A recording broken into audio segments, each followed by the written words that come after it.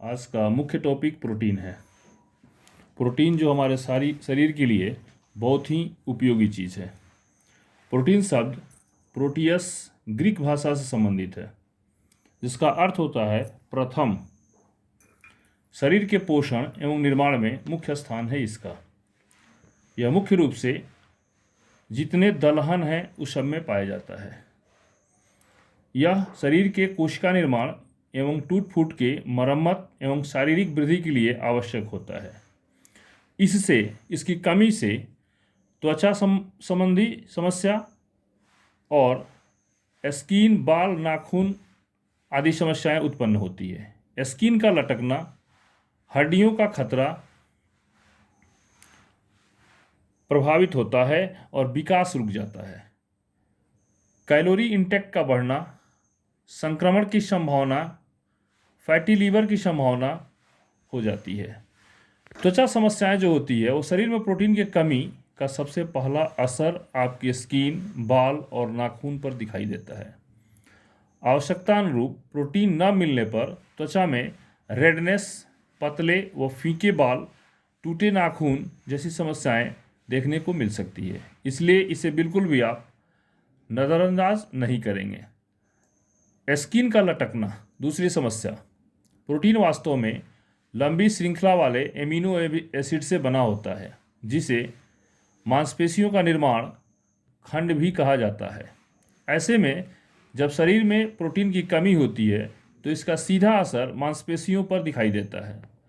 Protein की कमी से धीरे धीरे मसल्स लॉन्च होने लगते हैं। प्रोटीन का खतरा हड्डियों पर भी होता है। हड्डी मजबूती के लिए सिर्फ कैल्शियम की जरूरी नहीं होता है, उसमें प्रोटीन की भी जरूरत होती है। प्रोटीन हड्डियों की ताकत और उनके घनत्व को बनाए रखने के लिए अहम भूमिका निभाता है। जब हम पर्याप्त मात्रा में प्रोटीन नहीं ले रहे होते हैं तो हड्डियां कमज़ोर होती है, जिससे फ्रैक्चर का खतरा कई गुना बढ़ जाता है। हम लोग आज तक यही जानते हैं कि ओनली फॉर कैल्शियम ही एक ऐसा चीज़ है जो हड्डी को मजबूत करता है, लेकिन नहीं, ऐसी कोई बात नहीं है। कैल्शियम के साथ साथ प्रोटीन का होना बहुत ही ज़रूरत है। इसमें क्या होता है, विकास प्रभावित होते हैं। प्रोटीन केवल मांसपेशियों और हड्डियों के लिए आवश्यक नहीं, बल्कि यह व्यक्ति के समग्र विकास को प्रभावित करता है। खासतौर से बच्चों के लिए तो प्रोटीन बहुत ही आवश्यक है। बच्चों में प्रोटीन की कमी से विकास अवरुद्ध हो जाता है और दिमाग भी डेवलप नहीं कर पाता है। बौद्धिक विकास के साथ साथ शारीरिक विकास भी नहीं हो पाता है, जिससे बच्चे ज्यों के त्यों बने रहते हैं। कैलोरी इंटेक का बढ़ना होता है कि ये शायद आप नहीं जानते होंगे कि प्रोटीन की कमी नहीं होने से ये होता है, और प्रोटीन की कमी भी होने से यही होता है कि प्रोटीन की कमी आपके खान पान की आदतों को प्रभावित करता है। दरअसल जब हम पर्याप्त मात्रा में प्रोटीन का सेवन करते हैं, लंबे समय तक पेट भर होने का एहसास होता है, लेकिन भूख का एहसास नहीं होता है। प्रोटीन की कमी होने से व्यक्ति की भूख सामान्य से अधिक बढ़ जाती है, जिससे उसकी कैलोरी इंटेक भी बढ़ जाता है। संक्रमण की संभावना भी प्रोटीन की कमी से होती है।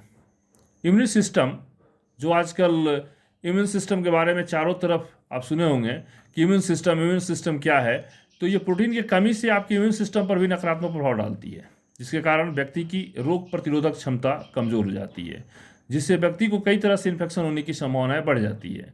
अगर आपका इम्यून सिस्टम मजबूत है तो आपको किसी प्रकार की रोग नहीं होगा। खासतौर पे फीवर, सर्दी, खांसी, जुकाम जो जनरली होता है सर्दियों के मौसम में, वो नहीं होगा। फैटी लीवर की समस्याएं आज आमतौर पे देखी जा रही है कि बहुत अधिकांश लोगों में, चाहे वो महिला हो या पुरुष, पाया जा रहा है। फैटी लीवर होने के चलते सभी लोग कहते हैं कि ये कम नहीं होगा, ये ख़त्म नहीं होगा, जबकि ऐसी कोई बात नहीं है, ये भी ख़त्म हो सकता है। प्रोटीन की कमी से एक संकेत फैटी लीवर के रूप में भी उभर कर सामने आता है। शरीर में प्रोटीन की कमी होने पर लीवर की कोशिकाओं में वसा जमने लगती है, जो बाद में एक गंभीर परेशानी बन जाती है और कैंसर रूपी रोग का भी जन्म दे देती है।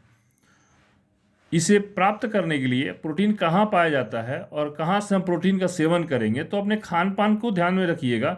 खाने पीने की जितने सारे सामग्री हैं उसमें प्रोटीन होता है। सबसे पहले मैं शाकाहारी रूप में बताता हूँ क्योंकि अधिकांश लोग शाकाहार का सेवन करते हैं, कुछ लोग मांसाहार का सेवन करते हैं। तो शाकाहारी में जो है जितने दलहन होते हैं, जैसे चना हुआ, मटर हुआ, मूंग हुआ, मसूर हुआ, उड़द हुआ, सोयाबीन हुआ, राजमा हुआ, लोबिया, गेहूं, मक्का आदि जो होते हैं, इसमें प्रोटीन पाया जाता है। और अब आइए मांसाहारी में, तो सबसे ज़्यादा प्रोटीन अगर पाया जाता है तो मछली में पाया जाता है, वो भी मछली बड़ी वाली नहीं, छोटी वाली मछली में। तो हम लोग छोटी वाली मछली को खाएंगे, अंडा लेंगे, और इससे ज़्यादा जो स्रोत है, सबसे ज़्यादा स्रोत है दूध है, उसको भी ले लेंगे। पौधों से मिलने वाला खाद्य पदार्थ जो सोयाबीन है, उसमें सबसे अधिक मात्रा में प्रोटीन पाया जाता है। इसमें 40% से अधिक प्रोटीन होता है। इस प्रोटीन से अनेकों रोगों का हम सामना कर सकते हैं, और जब रोगों का सामना कर सकते हैं तो हम निरोग रह सकते हैं।